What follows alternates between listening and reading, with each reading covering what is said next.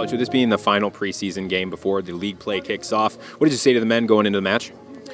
You know, we just wanted to continue to build off the progress we feel like we've made. Obviously, talking a lot about the defending aspects of the game the first couple weeks, and we got into some attacking principles and schemes this week in training. So that was really the focus going into the game, was to see if we could implement those strategies, and then also, you know, integrate a few new players into the team, and also celebrate Knox tonight. So we had a couple things we were trying to accomplish.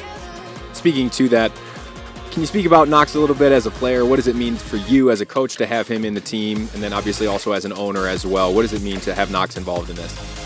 He's obviously the soccer voice, you know, the ownership group, and he's been, I think, very instrumental in the progress that the club has made on the football side of things. So, you know, he's heavily involved, you know, and he has a unique perspective, right? Because he can jump in a session, he can jump in a game, but then he can also sit, you know, around the owner's table and talk about the business side of the club as well. So, you know, he brings a neat perspective, and for me, it's been great to work with him because, you know, when you have the opportunity to build a relationship with a player like that who sees things through different lenses, you know, it really challenges me to enhance my game and coach in a way that obviously will continue to improve him as a player and keep him consistent and things like that.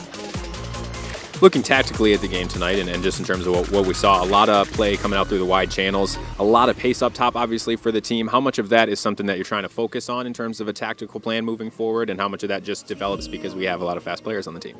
Yeah, for us, team speed is very important. So when you look at our wide players, outside backs, as well as our wingers, we feel like we can expose opponents in those channels. So today I thought we did a good job of that, specifically early on in the match. We were able to get, you know, Blake, who started at left back for us, and Jake into the attack at right back. And I think it caused problems for the opponent, right? Because we want to try to create numbers up situations in possession, and we found some good moments to do that. And then also the product of serving the ball in and getting a chance on goal was there as well. Second half got a little bit choppy. You know, they played essentially 11 fresh players, you know, for the second half. So there was a physical load that, you know, made it tough to match. But at the end of the day, it's good to keep a clean sheet and get the result.